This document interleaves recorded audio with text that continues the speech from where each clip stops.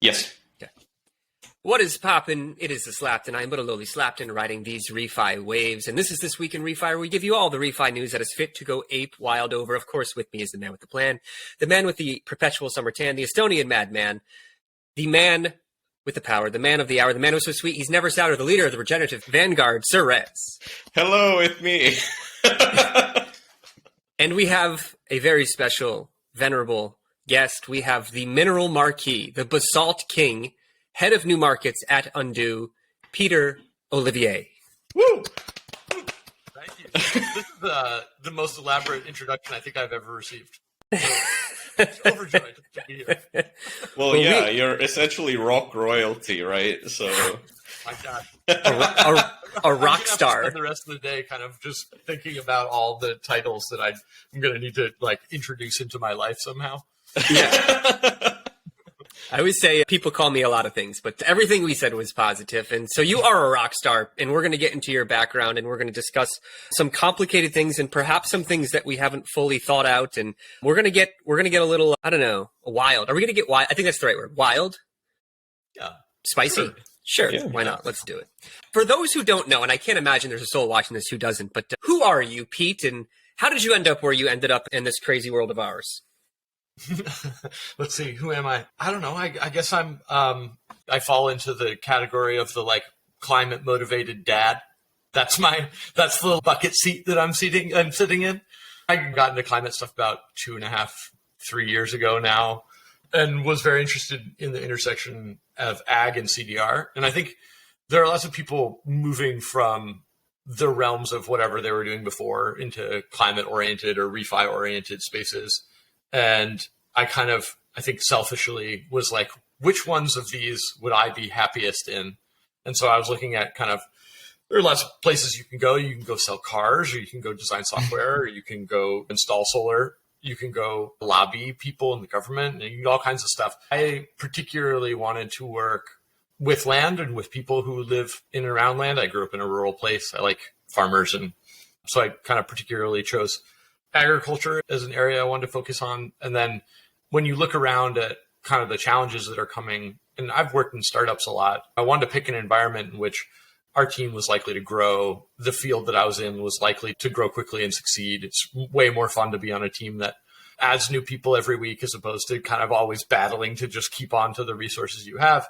3 years ago was really the kind of beginning of the carbon dioxide removal market. And so I went looking for people who were in that space, and eventually found Jim Mann, who is the founder of the Future Forest Company and is the founder of Undo, and joined them as soon as they raised their seed round. So about 2 years ago now, and have spent the last couple of years investigating that space. How do you do carbon dioxide removal on ag and rural land? How did you even become aware? Most people would not even be aware of something like carbon dioxide removal. What was your previous life and somehow tangentially related to this world, or how did that come about? I don't know anything other than to say I have strong dork and nerd tendencies. Mm-hmm. And as a consequence, if you pick a new field and then you kind of go, okay, who are the important people in this field? And then you go and actually read all the papers, all the academic papers. CDR crops up in a lot of environments where you go, okay, we're going to need this. And it's really fun. We'll see kind of market, and it's starting from essentially zero. When I was looking at it, the science is super new in that it's only really being commercialized. It was only really starting to be able to be commercialized then, although whatever direct air capture research goes back to the 70s at the very latest. There's a lot of opportunity, and a lot of opportunity to get to the front of whatever is happening really easily. So as someone who's a non-scientist, am I going to be able to help Tesla, or a non-engineer, am I going to be able to help Tesla improve their electric engines? Probably not. I probably need an engineering degree. Am I going to be able to help someone who's doing, rainforest restoration? Probably not. You probably actually need to know about that.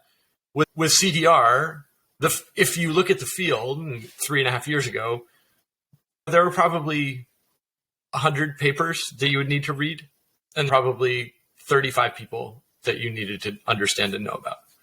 So you could get to the front. It's the beauty of a new field. But you can get to the front really easily.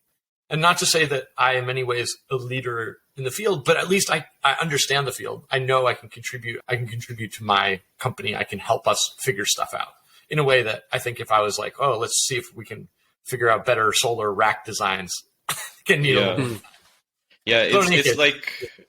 It's like being an Imagineer at like Disneyland or something instead of coming to Disneyland and then all of the rides have already been made, right? It's a very different experience. Also, much more deadly in some sense since nobody has figured out the guardrails yet. But on the other hand, being the Imagineer is a very fun occupation. I also really liked your comment about picking something that fun, essentially, because I had this really interesting conversation with a grad student who reached out to me, and their question was, hey, should I be working on climate solutions or space? And that was such an interesting question because what essentially they told me was climate solutions feels very meaningful. But on the other hand, the more I work on it, the more depressed I feel. And then thinking about space just makes me happy, right? and that was like such an interesting question about how do people working in the climate space actually deal with it? And I think for a lot of us, it just doesn't really make us feel depressed because we've all had that episode already, and we're already at this point of there's the philosophical movement of not absurdism, but it's something in that style of everything's already on fire, but I'm going to have fun just trying to do my best up until the finishing line. I'll try the best I can, and this is the source of satisfaction, right? Yeah, I think that's an important point. Like, there's a reason I didn't go into lobbying on climate. Like, I did not want to go argue with oil execs. Mm-hmm. Like, that sounds like something that would fill me with dread, and I would be unhappy doing it. That doesn't mean everyone's going to feel that way. I'm sure there are some people that just love that, right? Definitely. But I think it's super important to find a way to feel happy while doing this. Like, the macro, as you say,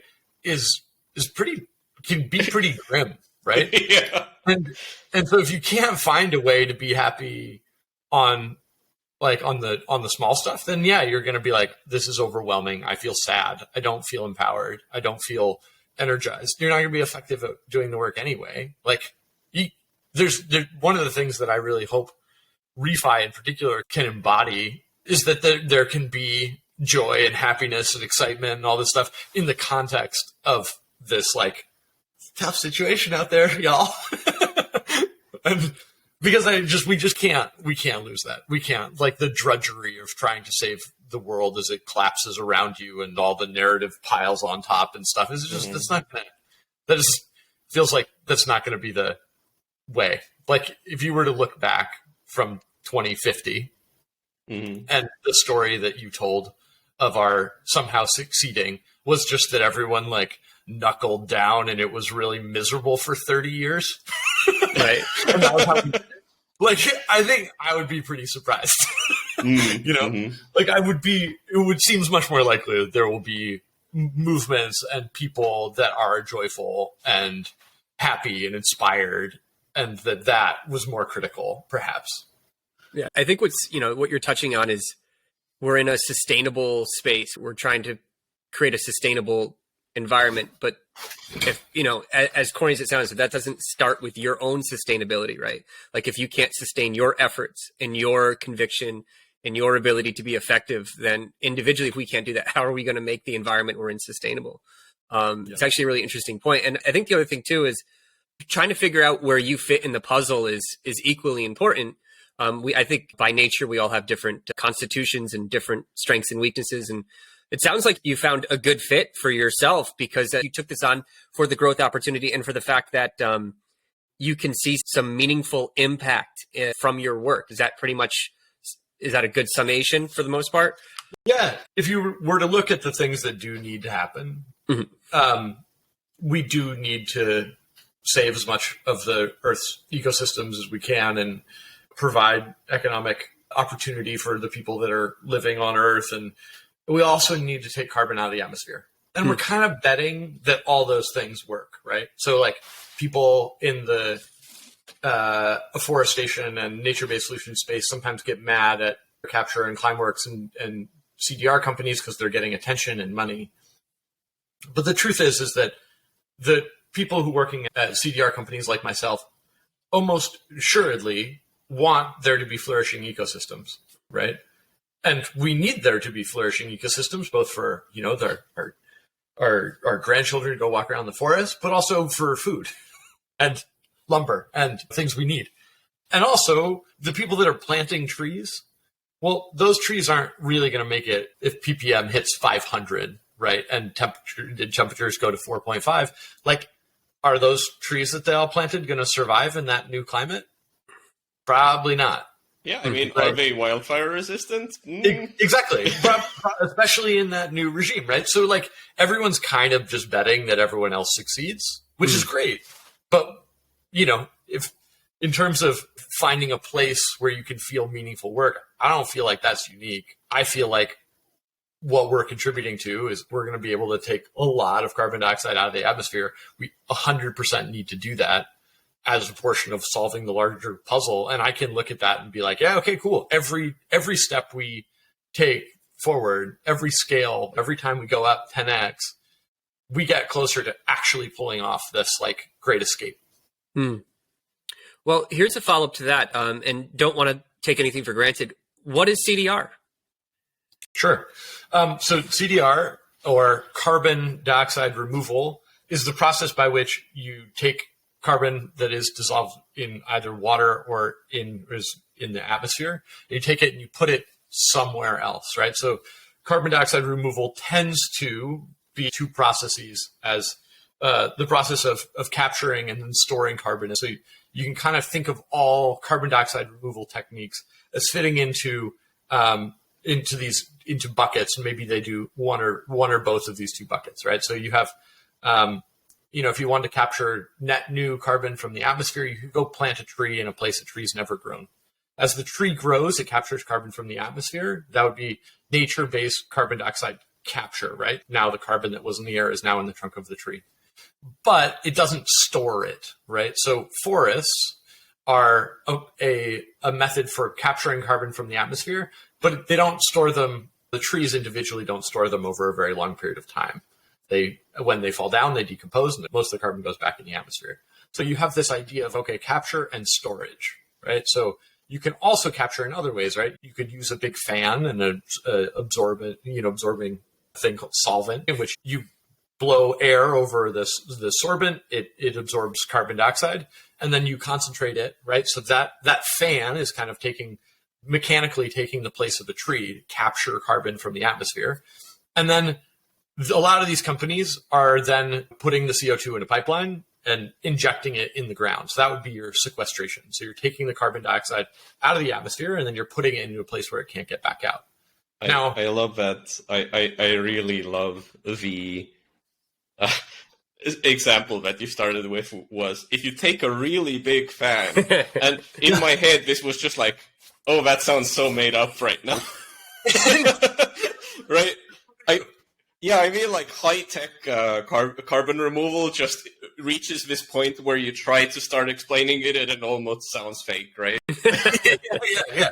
You're right. You're like big fans. People are like, okay, you're like, no, like way bigger, like field. Yeah, we take a big fan and we waft it over some like liquid, and then we use a pipe and we put it into the ground. Everything's very normal. I mean, pipe it into the ground. We're just doing kind of mechanical stuff, right? So the work that we do, so Undo is an enhanced rock weathering company. So what we do is we capture carbon. There are lots of ways, again, capture, storage. If you think about them as just different things, the capture part of what we do is we're speeding up the natural process of rock weathering. You know how when people are like acidic rain, they talk about, acidic rain here and there.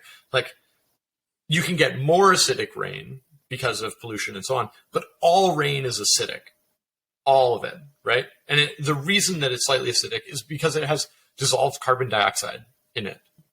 So droplet of rain, water falling through the atmosphere, carbon dioxide dissolves in water. So you have just this little bit of dissolved carbonic acid, right?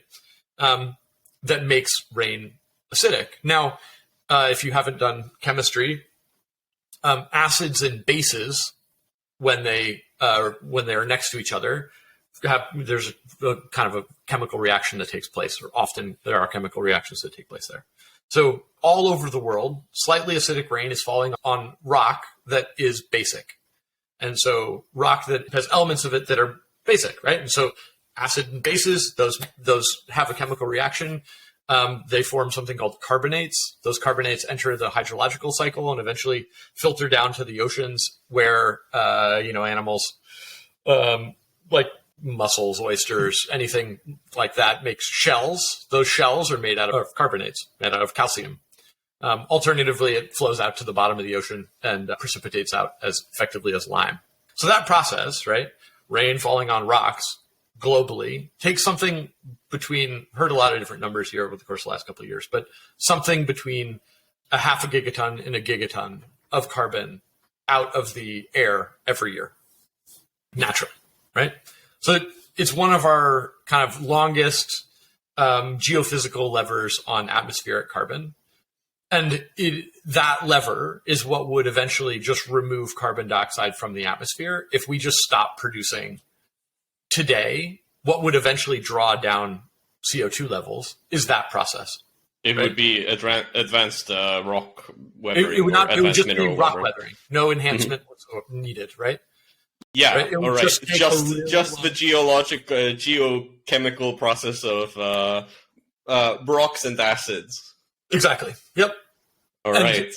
And so that's why carbon dioxide levels have been relatively stable throughout Earth's history. Is that when it's hotter, you get slightly more acidic rain. It rains more, and so you get faster weathering, and that brings the level of CO2 in the atmosphere down. Right. So does that mean if we make more acidic rain, then also this will speed up positive effects? Do not. I repeat, do not. Yeah, but this is the problem with engineered climate solutions. If you don't ask enough questions, it's like the children's story where there's like an animal loose, and then so you set an animal to capture it. Like there's a mouse loose, you set a snake to capture it. Totally. It's something to capture the snake. And then you have a snake infestation, and it's like, what? We didn't expect that way. Yes, the unintended consequences of the solution. That's interesting. Okay, so we have this. So we have this rock weathering is just the same process but faster. So you take rock that is basic, right, or high level of bases, and instead of just putting, if you can imagine a rock on the surface of the Earth, it's just the outside where the chemical reaction is taking place and where the physical weathering is taking place, right? And as a consequence, it's super slow. It's not going to happen overnight. It's going to happen over geologic time. Carbon in our atmosphere and the timelines we need to operate on demands that we do more stuff faster. So what we're doing is grinding up rock or buying crushed rock that's kind of a byproduct of the aggregate industry, which is kind of like a construction industry, what roads are made out of and your foundation of your house and all that kind of stuff. That's aggregate, not mining. Right? So the byproducts of the aggregate industry. And we spread those out in places where it can weather. So you're basically mechanically increasing the surface area, then you're practically selecting the best rock, and then you're, just actually putting it out in we do it in fields. So we work with farmers and put it out on their fields, and it helps remineralize their soil, so add nutrients that have been taken out over the course of the last 50-ish years of industrial ag. And it weathers in the process, and the rock weathers in the process, which captures carbon. And then we sell that carbon to companies that want to either remove carbon from their current emissions, abate their current emissions, or remove some of their historical emissions. So does that mean, wait, did I understand that correctly? This is I have never gone super deep into the details of advanced mineral weathering, but one of the things that in my head always seemed like a problem was the sheer amount of energy expenditure you have to spend into crushing up a huge amount of rocks for it to be meaningful. But what you're saying is that there are already industries doing that anyway, and they're basically burying it in the ground because they don't have anything good to do with it. And okay, so not quite, but really close. Like, okay, so the aggregate industry, and I think I don't know. I've never made an extensive list or talked to a true expert about this, but I would be shocked if I was off by more than one or two here. I think aggregates are the largest thing we do by weight, humans. So if you look at the aggregate industry, what the aggregate industry does is crush up rocks and move them around. And the mass of that industry is about 40 gigatons a year. So 40 billion tons of crushed rock gets driven around every year. Now, if you look at that relative to the other stuff we do, so the global fossil fuel industry, for example, is a 4 gigaton a year industry. So crushing up rocks and moving around is something that, like, if you were, if you really didn't understand what people were about, you would arrive and be like, oh, okay, you guys kind of core. It's kind of who you are. It's like ants, small level, humans moving rock around. Yeah. Right? Yeah, that's interesting. Yeah. And so the idea that, like, what is it, is it hard to do? Do we have the technology to do it? How expensive is it? Like, definitely questions that matter, but also not new questions. We've been doing this for an extremely long time, and we are really good at it, like really good at crushing rocks and, moving them around. Right. And as a consequence, it's really been optimized. Right. And I guess that's where the term crushing it comes from, right? Yes.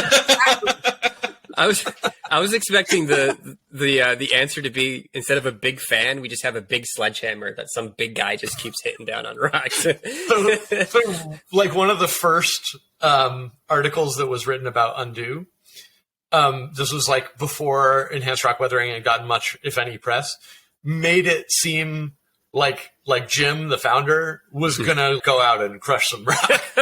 Just a lot of it. Like with a sledgehammer, and I was like, "This is my favorite piece that's been written." Like what we're gonna do to change the world's climate is give everyone a sledgehammer and be like, "All right, everybody, go to work. Let's go. We'd all like save the world." The mental image of that. Fantastic. So yeah, exactly. Here's something I was thinking about. Like, do you go to farmers and say, "Hey guys, we got this aggregate. We want to put it in your field."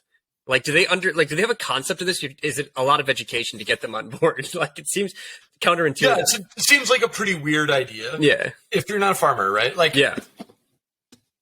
Why would you let anyone do that? Right. I mean, to be honest, coming from a background where I've also spent a huge amount of my life talking with farmers, the experience is that if you go through the existing sales channels, I mean, they can probably convince farmers to put some rock on their fields. But, is it free? Does it have good yield? Like, is it good for me? I might consider it, ultimately. Exactly. Yeah. So there are a couple things I think about. Now, we have people that that's their full-time job, build relationships with farmers and help us implement our work in collaboration with them. So they probably have slightly different views of this than I do. But one, like, I grew up in a rural enough environment that I know the whole farmers aren't very smart trope is ridiculous. Yeah. They're running extremely, extremely tight margin, maybe negative margin businesses. Capital intense. Low margin businesses, very capital intense, relatively low margin for the amount of capital that it requires. Like, you're running everything. Yeah, right? You're running everything on like the head of a pin, and every year you're making huge risks that can ruin your business. That's the experience of being a farmer. When people in insurance are like, an act of God, it's like a hurricane. Right. For a farmer, it's like, oh yeah, it just didn't rain for 3 weeks, and so now Saturday, act of God. Every day is an act of God. Yeah, exactly. Yeah, that's a good point. So there's, so I think in that context, right, the way that we talk to farmers is, one, like, there is an opportunity to start thinking about fertilizer inputs and yield in a new way. Now, it's not new because we're inventing it. It's been around since at least the 70s. People have been trying to do this in different parts of the world, particularly in places where inputs were really expensive. So phosphorus, potassium, micronutrients were expensive, and consequently, in Brazil, for example, this has a much longer and much higher adoption levels because importing phosphorus from 1970 to 1990 was prohibitively expensive for most of the farming population. How do you get minerals into your soil? Well, right now you go to a fertilizer company and you have 50 to 70 years worth of industrial ag data that says here's exactly what you put down at this exact time. Farmers both know that can help them increase their yield. They also know it's probably not the best thing for their soil, but they also aren't in the position to go argue with the market about what the market should be paying. And so they go, yeah, okay, look, I've got to be able to produce corn at this yield, this amount of money. This input is going to allow me to do that. So I'm going to use it, of course. It's either that or I go to business, right? And then I sell my farm. So I don't have a lot of leverage and I'm going to participate using these tools. And we can go to them and we can say, there is an opportunity for you to for free, to start participating in the understanding and the experimentation with this new way of dealing with inputs. In the rock that we use, there is phosphorus and there's potassium. There's also lots of micronutrients, and there is lots of anecdotal evidence that it increases yield somewhat, right? And it's a bell curve, right? So middle of the bell curve looks something like yield increases of 14 to 16%, okay? Now, you can get really amazing outcomes in places where the soil is really degraded, doesn't have much nutrients in it left. And presumably you can end up in scenarios where for whatever reason, the soil texture now is worse than it was. And so now it's going to be less, but it's a bell curve and it seems to be quite positive, right? Focused in a positive way. Now, we have 70 years of data that says that, and satellites and whole companies that are set up to go tell the farmer exactly what they should put on their soil and be pretty sure that for their type of soil, this type of year, the forecast, the type of crop they're growing, all this kind of stuff, historic yields, this is exactly what they should do. We're not there yet with this new type of input, but it's free and we can start figuring it out. And the more we do of it, the more certain we can be of exactly how it will impact their crop and their yield and their soil health and all this other stuff. So you're going after farmers who are a bit more punk rock. I think 2 years ago, I would have said, yeah, like your regen farmer is going to be the one that's most excited. As the global macroeconomic conditions change, you start to be like, oh my God, phosphorus is now like 3.5 times as much as it used to be. Am I game to try it? Like, yeah, I'm game. Yeah. And it's free. So what? Yeah. What's that? It's like, oh, it's free. Okay. It's free. Like, it's nutrients. It's free, and it has this benefit that I'm actually gonna start increasing my soil carbon for free. Right. That's a good deal. Yeah. Right. And so you can't go to a farmer and say, you should pay for this because it's going to increase your yield X amount, because we don't confidently know that. We don't want to bullshit a farmer. Right. Interesting. So what I think is really interesting about this is not only are you in the world of like statistics of carbon dioxide removal, but you're also going to be creating a body of yield data. It seems like that's part and parcel of this. Like you're going to have to be to some degree, like, statisticians on yield on top of it. Yeah. I mean, I think there are different questions, and I don't think like we've necessarily answered all of them, which is around where we will ultimately be in the sector, right? Which is like, are we always going to have one-to-one relationships with every farmer that we work with? And are they going to openly share yield data with us about that? I think we're working with early adopters now, and as a consequence, we're sharing more data and having deeper relationships and so on. My expectation is that as the field, and we have competitors in other global markets and stuff, I think the field's going to expand pretty quickly. And I wouldn't be surprised if farmers' relationships continue to pass through things like cooperatives and other bodies. If you were to imagine it this way, a farmer doesn't necessarily have the relationship with the maker of their fertilizer, right? They have a relationship with a fertilizer company or their local co-op or other people that are intermediate that experience. I'm not sharing any sort of secret strategy here, but I would expect that ultimately that we will end up working with people that farmers already trust, and that farmers will end up getting on this. The ramp of trust over time will mean that we're not gathering. You're not the face anymore. Yeah. Fully agree. I've had the same experience working with farmers. Is you have to look at it from this perspective that farmers, all of the other things we've said so far, farmers are very risk-averse actors because their daily work is so risk-intensive already. They're already at the casino, like they don't want another roulette table. So, and it's not like they're at a super profitable casino. Yeah, exactly. Like they're down sometimes. From this perspective, often how farmers end up making decisions has absolutely nothing to do with science. I would say it has everything to do with the social relationships you have with the people around you. Because how farmers operate is that they have salespeople come to them constantly. You have maybe a couple of salespeople you have a very good relationship with, but you still in the back of your head understand that they're salespeople. Yes. So how these farmers make decisions is, well, maybe this fertilizer, maybe this macronutrient complex you're trying to sell me, maybe it works. Like I can see on the papers, you have these nice bar charts. The bar charts look like they're going up to the right, so that's cool.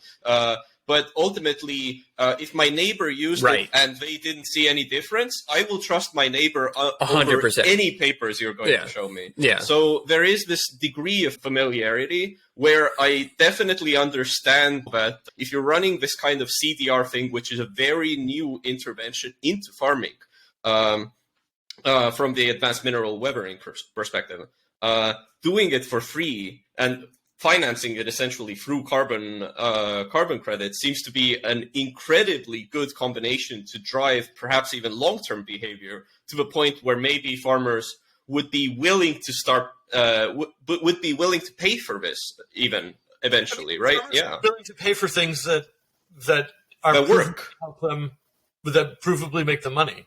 Yeah. No. It's really cool. You have to, and I don't think that any farmer would argue if you could prove exactly how much this would change their yield and it did that reliably, they would be happy to pay for it. One of the reasons I get really excited about enhanced rock weathering is that, like, okay, so you're capturing carbon over the course of the time the rock is weathering in their field. So it takes 20 to 50 years to weather, right? Most of it happens initially, but it's long-term, right? It's a long-term thing. So you're getting carbon, right? In addition to the benefits to the farm, the actual plant thing that's growing in the field, the micronutrients are helping foster the microbial life in the soil. And when people talk about soil organic carbon, what they're talking about are living and dead organisms, basically. And so more life in the soil means more soil organic carbon over time, right? Yeah. So you're going to capture more carbon in the soil. And again, like soil organic carbon is more of like a pool that, you know, can go up and down. And I get that it's not long-term storage, but it's a real thing, and we should pay attention to it. We figure out how to do a good job with it. We actually, our last episode that was released had a half-hour segment about soil organic carbon, so the listeners are really primed to hearing all this. But then the other part is there's a lot of impact of like avoided emissions from fertilizer inputs, right? We mine phosphate, we mine potassium. If we could figure out a way to do that in a way that captures carbon as opposed to releasing it, that would be additional benefit. And so it's like when I think about this world, I get excited because I think, okay, is there a way that we can, instead of like, if you look at extractive industries, they tend to concentrate the wealth and power that accumulates to a small group of people, oil, diamonds, right? No matter what you think about about capitalism, that version of capitalism, a certain group of people ending up extraordinarily wealthy, is just challenging. Like, it just has some problems to it that seem inherent. So it's like, all right, so with enhanced rock weathering, you're dealing with farmers who are benefiting either by co-benefits to their soil, or maybe eventually they'll be able to get benefits directly from the carbon market. You're dealing with people that run local quarries and drive rocks around. You're dealing with fertilizer companies and people that spread rock on their land. Like, there's an opportunity to actually do carbon dioxide removal in a broad, distributed method that benefits a lot of people. Yeah. And I think when I look out at like the risks to carbon dioxide removal and it reaching gigaton scale, one of the primary ones is that just people don't want to pay for it. And if people are like, okay, cool, we got to 100 million tons of removals every year, thanks to really forward-thinking corporations, but getting to a gigaton or 10 gigatons a year, like, who's going to pay for that? And everyone always kind of raises the like flag of like, well, governments will pay for it. And I'm like, well, governments get that money from people, and people vote on what their governments want to do. And if at some point people are like, hey, I don't really love paying all this money for you to centralize all the benefits to a small group of people who are doing the majority of the carbon dioxide removals that would happen in specific kinds of environments like that, like a direct air capture plant is centralized, right? Not many people work there.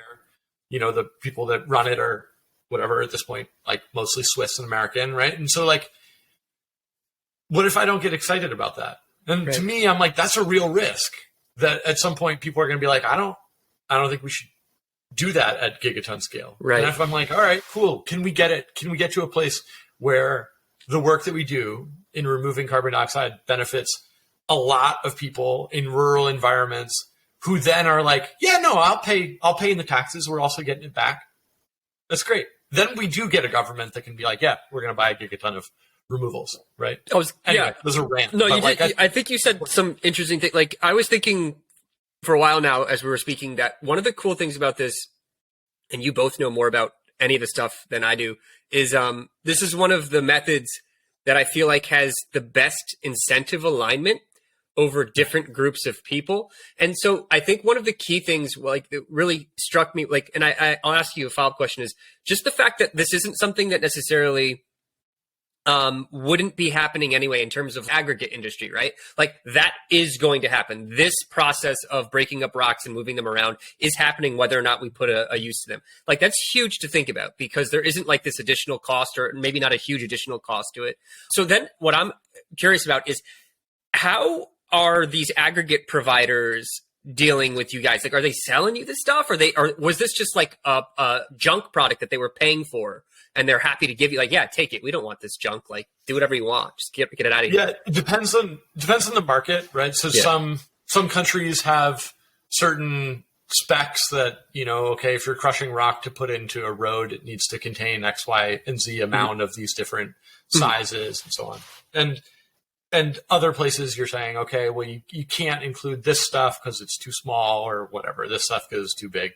So there are certain markets we operate in which what we're using is a true byproduct, in that it was just waste, right? We still buy it, right? It's not like we're not being given rock in any place. But in some places it doesn't have a ton of value. Now, in other places, you have to crush the rock anyway. They're selling all of it. So we would have to, and we haven't truly embarked on this wholesale, but once you get to above a certain point, say something like maybe hundreds of thousands of tons of removals, you need to start crushing rock for this purpose, right? And it raises questions of the LCA and, all these LCA is the carbon accounting that goes into the product. And what's interesting is, because it's such a big and sophisticated industry, both the machinery is there, right? If we wanted to do a gigaton of removals using the kind of rock that we look for, we would have to crush about 4 gigatons of rock, right? Which was relative to 40 gigatons is 10% more. So if you think about it like 10% more, you need 10% more machines and 10% more trucks and whatever. But 10% more isn't like, it's not doubling every year for 30 years, right? Mm-hmm. It's 10%, it's a big year. Yeah, it's not an extreme difference in how our economy already functions. Right. It's just that our economy doesn't value this service to the extent that it would justify it. Right, but you wouldn't be asking the maker of the trucks or the grinding equipment. Yeah, do it for free, yeah. or triple in size. And when they're like, we can't do that, you'd be asking for 10% more. Mm-hmm. Right. So from that perspective, like, I think the kind of things that we're talking about are actually achievable. And I fear that I've lost the thread of the initial question. So if you can bring me back, I would appreciate that was, I think No, there was no initial question, and I loved every minute of it. No, this is like super exciting stuff. I admittedly did not know very much or anything about this world until I knew you were coming on, and it's what do you think the challenges are going to be? I mean, you're a forward-thinking guy in growing this space. I mean, it's essentially a logistics business, right? Like, there's a geochem portion of it, and the work that we do around making sure that the rock that we're picking is safe. I mean, I think we'll just one note on that, because I think it's really important. I think there are pieces that we haven't talked about. One is the LCA stuff, which I think is both important and easy to talk about.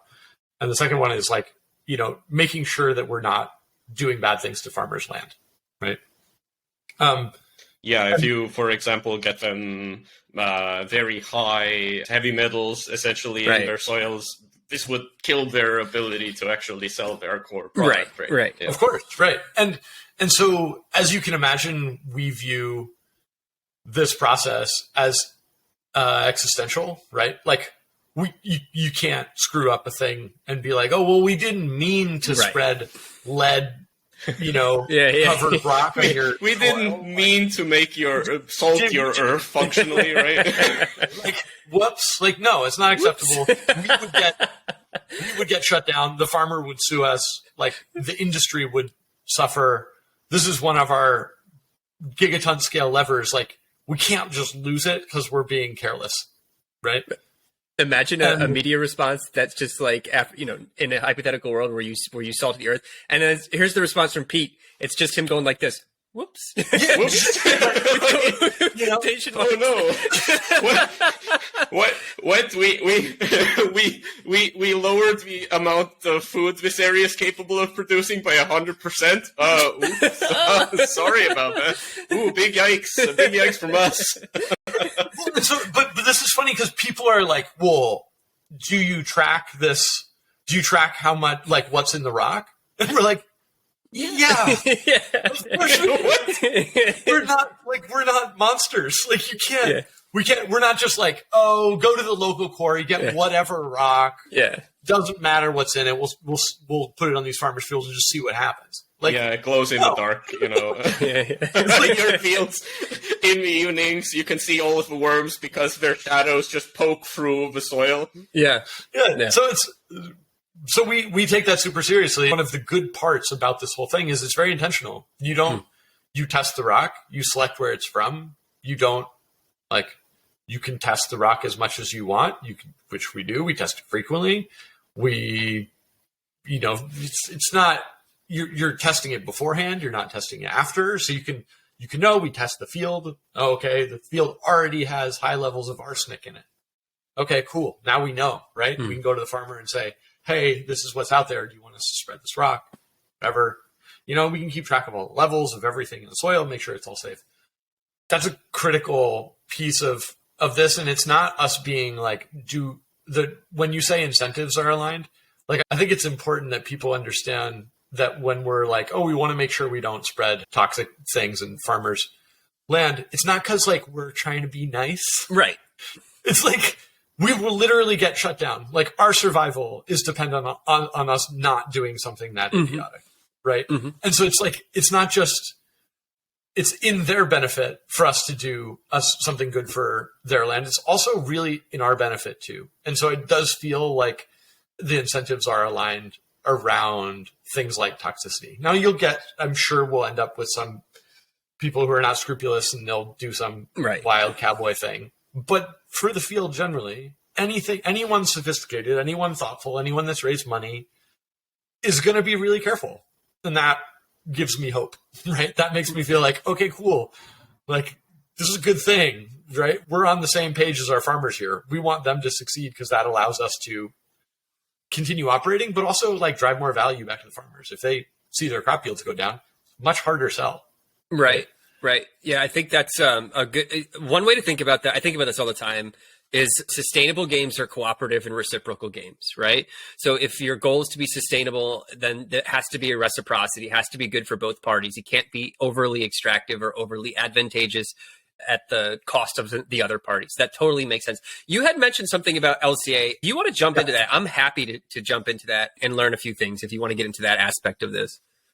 Yeah, the thing that comes to mind when you think about crushing up rocks, like I had that moment too. I was like, oh my God, like what's it going to take to crush up all this rock? Like, wouldn't it zero out any of the carbon benefit if we're, having to use all this energy to crush up rock? And you actually do out the math. And like I said, crushing up, rock is an old thing. We've been doing this for a long time. Like the machines that we use are really good. Like they're amazing. And so if you do the LCA, what you're actually looking at is a carbon efficiency of, if you're using like byproduct, is like 95% efficiency. So for every 20 tons of carbon you store over a 20-year period, you release 1 ton of carbon. Mm-hmm. And that would be like using diesel machines to sieve out what you're getting crushed up, right? And then if you were to crush it, do the whole quarrying thing yourself, right? Sourcing the rock and crushing it up, crushing it all to the level you need, driving it around, putting it on the fields, and you assume you're not ideal scenario. It's not like electric hydrogen trucks driving. No, it's just diesel trucks, existing equipment, all this stuff. Your carbon efficiency is still like 90%. And wow. Now you can't do anything insane, right? You can't drive rock cross country, right? Then of course, it doesn't make any sense, of course. So you can drive like, 25, 50 miles maybe. But the carbon efficiency is actually quite good. There's, I believe, like a scientific term for carbon efficiency, especially when it comes to removals. It's something called negativity, if I remember correctly. Is that true? I don't know that. I don't know that term, but yeah, explain it. Go ahead. Carbon Plan defines this as the emissions intensity of different carbon removal solutions, and we define it as 1 minus the ratio of gross project emissions to gross climate benefits. Mm-hmm. So this is generally a number between 0 to 1, mm-hmm. and the answer is for each ton of CO2 that you have, how much do you still have left of that positive nice ton that you had before, right? And the answer in this case seems to be somewhere around, you only spend 5% of the 1 ton in order to do the whole mineral weathering, and the rest of the 95%, that's pure goodness. Yeah. So if you, I don't want to overstate. If you took the whole thing into account, it looks like something like 0.9 on that scale. 2.5 years ago, when I started looking into this stuff, I kind of thought it would be worse. Yeah. It sounds in your head incredibly energy intensive. Heavy. But when you look at the actual numbers and then you're like, well, I don't even care anymore. It almost feels like a rounding error compared to the sheer amount of climate action happening here, right? Totally. And that's part of it, right? Like, I think when you look at what you could make happen with enhanced rock weathering, there's a lot of trucks. There's a lot of people that can crush rock. There's a lot of this equipment already out there. Like you don't need to do what some of the other players in CDR or in climate would need to do. We got to double in size every year for 20 years. Yeah, in order for this to make any sense, right? Yeah. What about a workout regime? We sell a product. It's like a sledgehammer and rocks. right? Okay. So we can get people to be working out, but they're really just crushing rocks, right? And This is good. we can scale this. Slaptain is coming up with the next decentralized removal tech. Yeah. Could you imagine though, if we sold this to regens, this is a thing. We can do this. Your own piece of basalt signed by Peter Olivier, the Basalt King. So I do not endorse this just because I feel like the imagery is going to be so close to people in a prison camp breaking up rock. Right? I had the same thought. I had the same thought, dude. Because one guy, cool, right? Right. Maybe workout equipment. But by the time you get to 10 guys, I feel like people will be like, wait a minute. Wait a minute. Yeah. This picture before. I had the mental image of a chain gang. I didn't say it. You said it. I'm happy you did. But I mean, yeah, it's achievable. I don't know. Feels exciting. Super exciting. Yeah. That's so cool. So I guess the last detail that we need to talk about is prices, because I think for me, this has always been the thing that seems to hold CDR back from being huge right now, is that when you have a market where currently, due to everything that has happened, the existing price of red plus credits is at like $3 or $4 or something like this. It's probably even less. Then if somebody comes up to you and you're a less educated corporate with not that nuanced views on your ESG goals, and somebody comes up to you and says, hey, do you want to buy this nice advanced mineral weathering ton? It costs only $70. Yeah. They will look at you like you're an insane person saying crazy things, right? Yeah.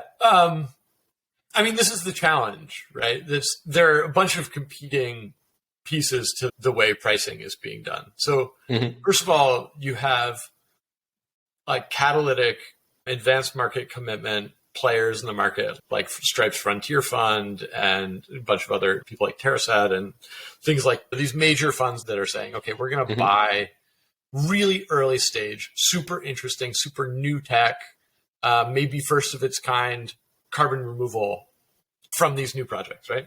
And we're going to pay a really high price for that because we want to catalyze these markets, right? We want to make these companies viable, and so we're going to pay, whatever. It wasn't that long ago that the direct air capture was $1,000 or something. Yeah, $1,000 a ton, things like that, and people were like, "Oh my gosh!" Right? It's so insane, so expensive. How could this ever make any sense, right?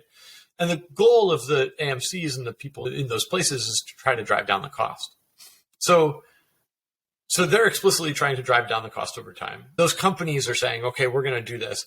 And starting like late last year, you started to see market prices where people were starting to float $100, right? Everyone started to be like, oh yeah, once we get down to $100 a ton, this market's really going to take off, right? And you even got some suppliers saying, we're going to do $100 a ton. That was like last December that started to come out. And so if you look at the kind of the shape of the curve, right, of the pricing curve, it went from, $1,000 a ton, in 2020 and to say 500-ish bucks in December 2021. And then by December of this past year, people were talking about $100. And so you had this crazy, like the market experience is the people who are thinking about this are looking at that pricing curve, that learning curve, and they're going like, oh my gosh, it's working, right? Like it's getting so much cheaper really fast. This is really exciting, right? Of course, if you're a carbon removal company, that's pretty challenging. All of a sudden, like the price that you can charge to the market is declining really fast, right? Yeah. And so the complication, of course, is that as prices come down, you expect people to come in and buy a lot, right? So instead of buying 100 tons or 1,000 tons, we're going to buy 100,000 tons or 1,000,000 tons. But as of right now, the market kind of hasn't responded quite that way, right? The volumes have gone up, but they haven't like surged, right? And Yeah. if you look at kind of the standard relationship between prices and learning curves, you would think that we would be at way higher volume considering us falling down that learning curve. But it really hasn't happened, right? Yeah. And the question of kind of like, well, why aren't we selling a lot more if the prices come down so much? I think is a super interesting question for the field. One of the core problems with carbon removal is that it is an intangible good. So in contrast to a tangible good like a vaccine, which a vaccine today is worth more than a vaccine a year from now, and a hamburger right now at lunchtime is worth more than a hamburger, tomorrow. You get to do something with it. It's tangible. Well, carbon removal is relatively intangible. The tangible benefits that you get from it are brand, right? Like you get put in the same class as this really cool group of companies that is doing this really interesting stuff. Maybe you get to talk with credibility to people in your stakeholder group, your employees, investors, about how seriously you're taking this stuff. It's really great for your brand and really good for messaging. And it also gives you the benefit to say, okay, well, we're making progress on our climate goals, right? And that is a tangible thing. Those climate goals are, unfortunately for the field, I think, those climate goals are backdated. So everyone's saying, we will be carbon negative by 2035, right? Or 2040.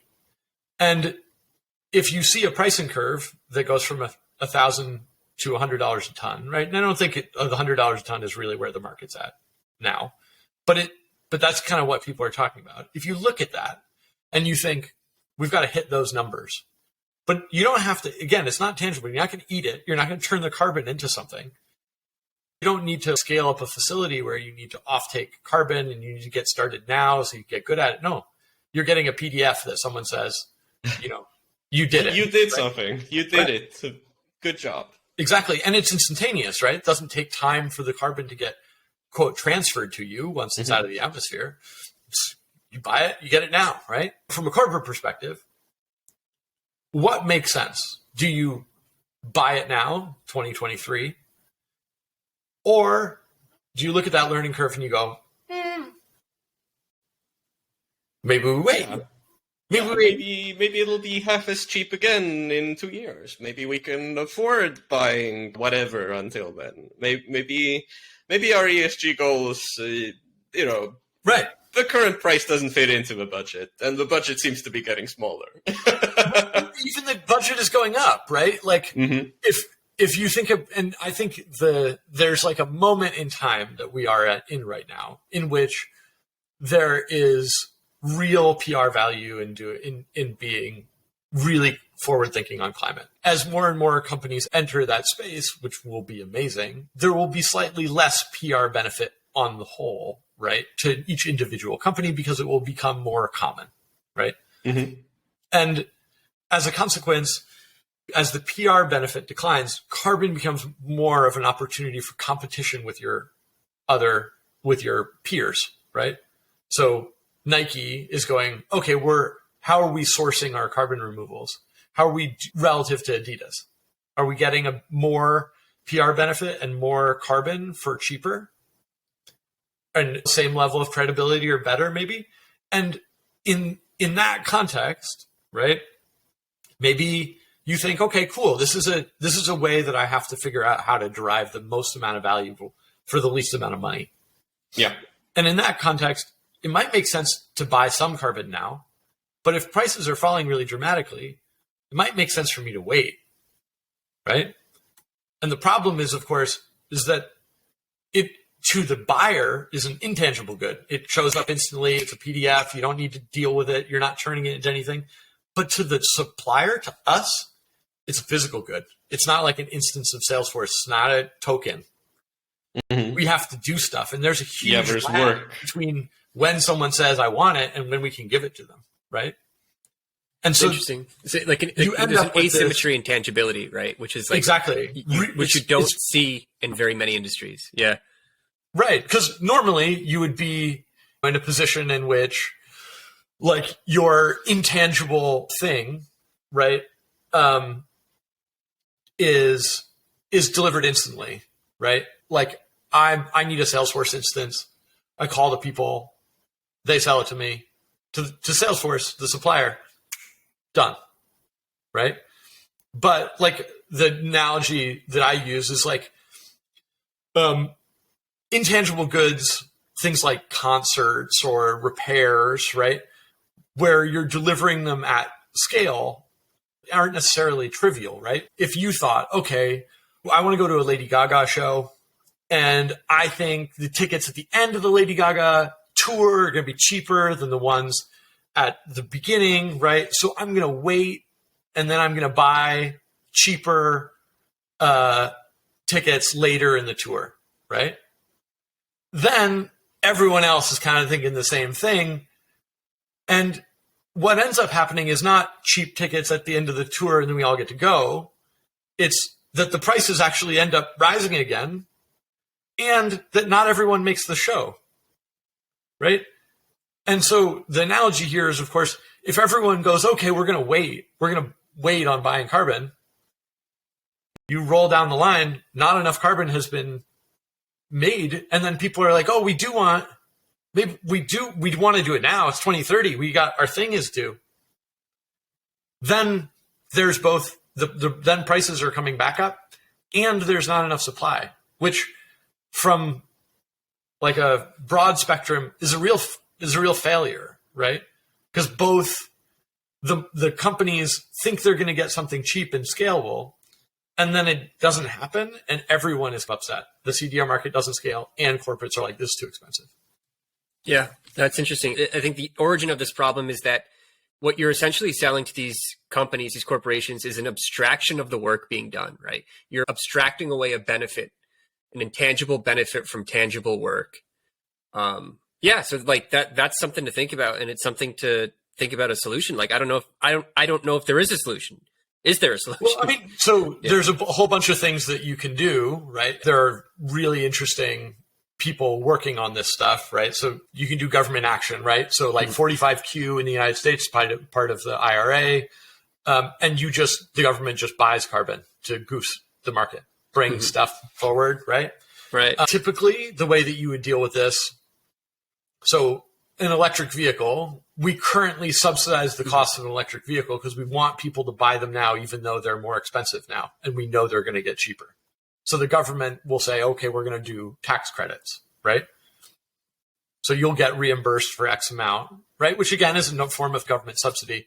But you could, for example, have a government say, all right, any price, any carbon that's bought this year, right? We're going to subsidize at 20%. And then next year, we're going to subsidize it at 18%, and then 16, and then 15, and whatever. So maybe it makes sense to buy it now, right?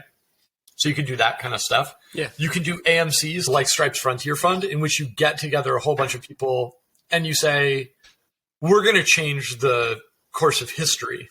Going to put so much gravity-defying money on the table that this will create its own industry just to service the money already on the table. Yeah. By doing that, you can say, okay, we're gonna bring forward this demand, right? To now. Yeah. Get us the scale. Show us the scale. Exactly. And the EU is doing this, and other pieces of that really make sense, right? There's like storytelling stuff, right? The story for corporate carbon removals is kind of this one of trying to balance out a specific amount of sinning, right? So it's like, I have done X crime, and so I must complete, 2 million anti-crimes. Yes, 2 anti-crimes for each crime. Tons of Hail Marys, right? And like maybe that's being flippant. I'm not a religious person, but it's very exact, right? You did this thing, now you're going to do this thing, and I think that's an okay way of looking at the market. I think it matters much less than overall change to the market. So if you, Rez, cancel out your carbon footprint, but nobody in your community changes their behavior, and you don't change your behavior, the then value what really happens? You having done it from a climate perspective, I don't know. It's not zero, but it's not big. If you spent that same amount of money on trying to change the course of future, trying to change the behavior and the dynamics of the market and everything, if you could change that a little bit, right, then it would, over the course of the next 50 years, would that have had more impact? Maybe, right? So if you can get corporations to try to change their behavior from, I'm going to think about my specific amount of bad and we're going to correspond with a specific amount of good, and try to change that from a kind of like an attribution perspective to a perspective in which they're saying, okay, how much can we change the future? Yeah. Right? How much is what we're doing right now going to divert reality going forward, right? Because if you have an existing functioning system versus the argument here would be, hey, we have this system, it could scale, it could be super nice. All we need is more money on the table. If you can put money on the table, we will have an industry where in 20 years, you can buy advanced mineral weathering for like $10. You'll be super happy. Everything will be great. And that's essentially the story. But currently, we can't sell it to you for $10 for obvious reasons. It just, at this scale, it costs us more than $10 per ton to create this.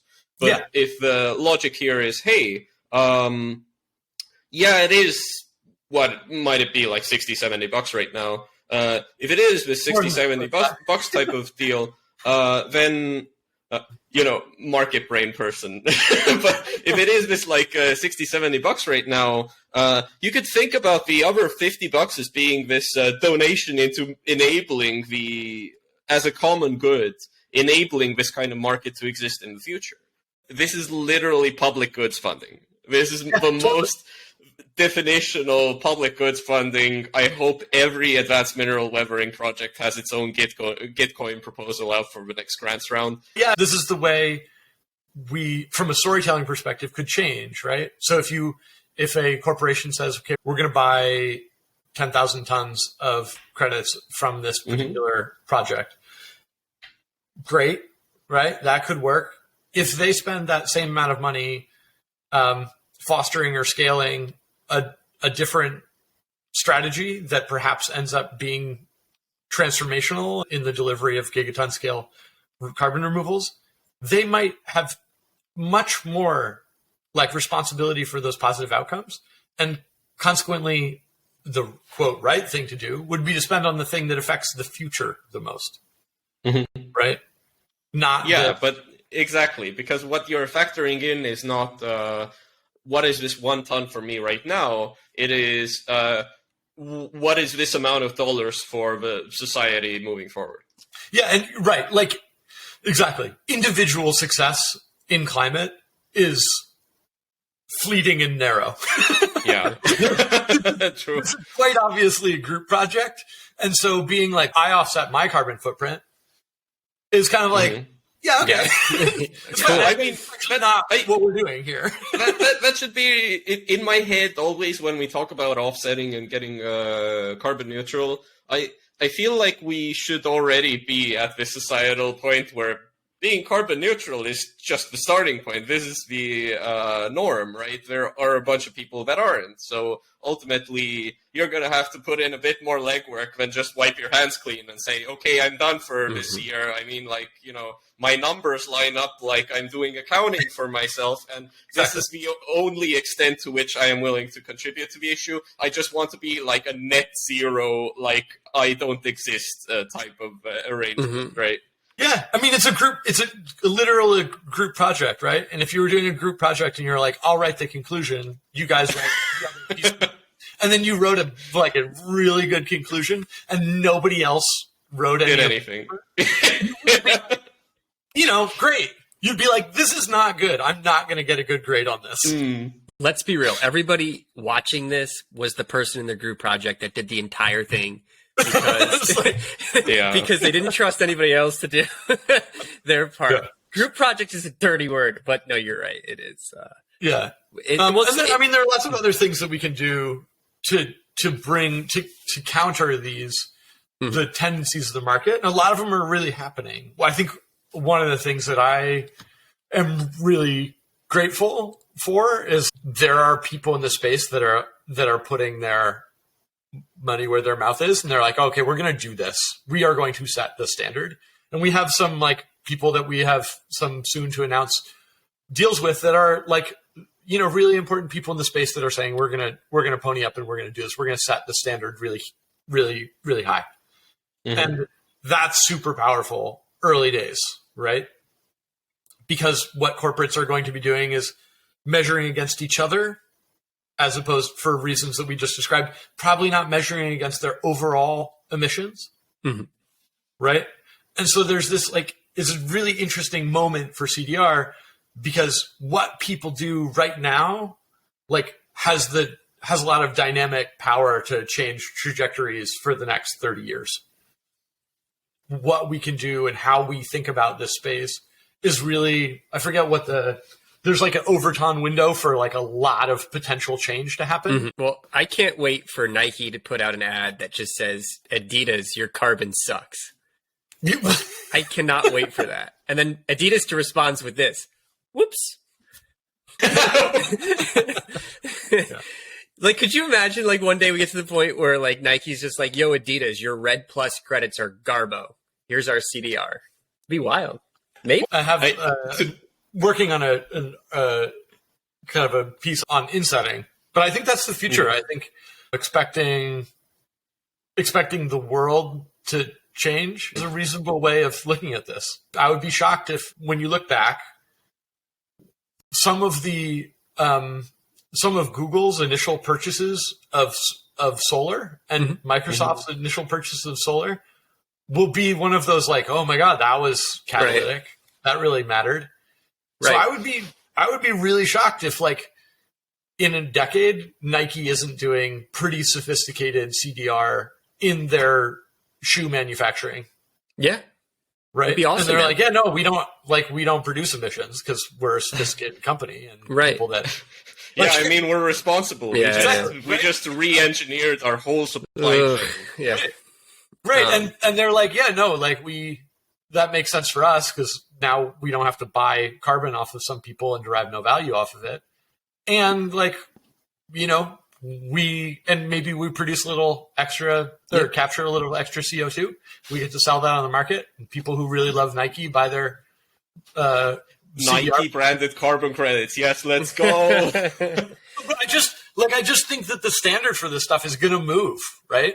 Like, because if you think about there's so many corporates that have carbon in their supply chain. Mm-hmm. Right. Are they going to externalize that cost? Right. Or are they going to internalize that benefit?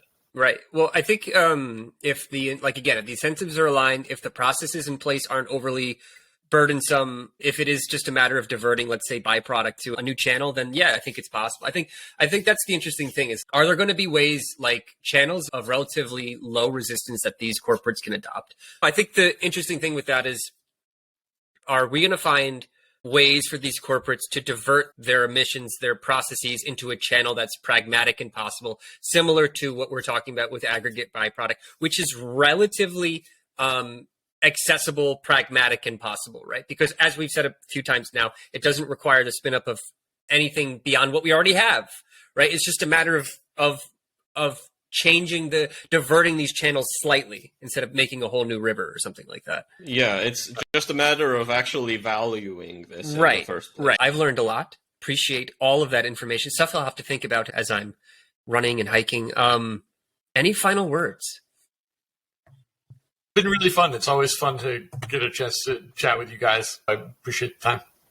Yeah, we look forward to covering you when the cool news thing comes out. Yeah, I'll let you guys. You seem to be hinting at, yes. Where can we follow you, man? Where's the best way to stay abreast of your activity? Probably Twitter. So just my name. So Peter Olivier, Olivier. And yeah, that's where I do a bunch of writing and things there. And then it's always fun to chat with people in the RefI community and anyone who's interested in CDR, particularly forward contracts around CDR. I spend a lot of time talking about, which we haven't even touched on. Well, catch you on the next one. Remember to ape responsibly. Peace, dudes and dudettes.